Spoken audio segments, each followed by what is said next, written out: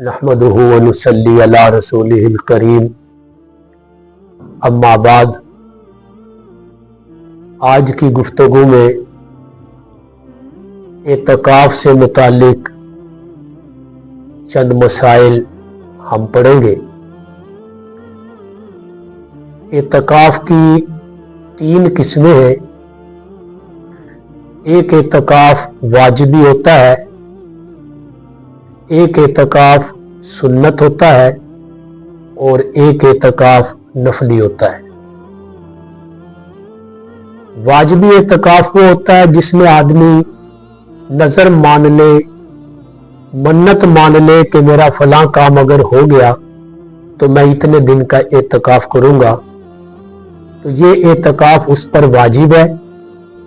अगर वो मन्नत के मुताबिक एतकाफ नहीं करेगा तो गुनाहगार होगा।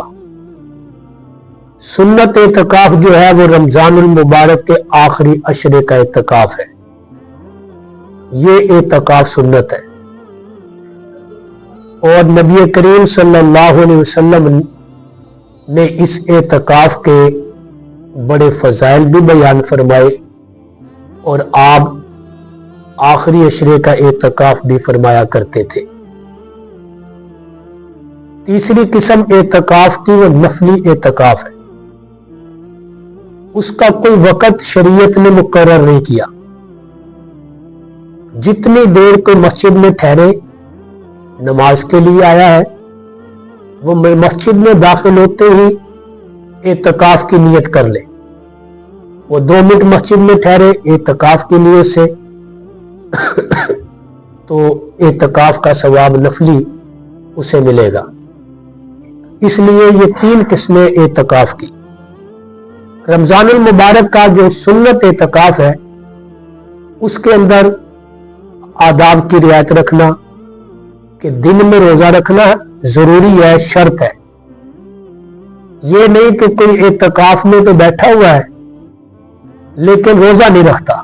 रोजा फर्ज है, एतकाफ सुन्नत है, इसलिए रोजा रखना ये जरूरी है एतकाफ के अंदर, वरना एतकाफ भी नहीं होगा।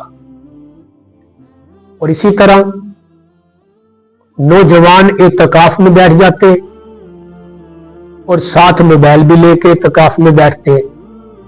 मोबाइल का इस्तेमाल एतकाफ के अंदर बिल्कुल नाजायज है, नाजायज।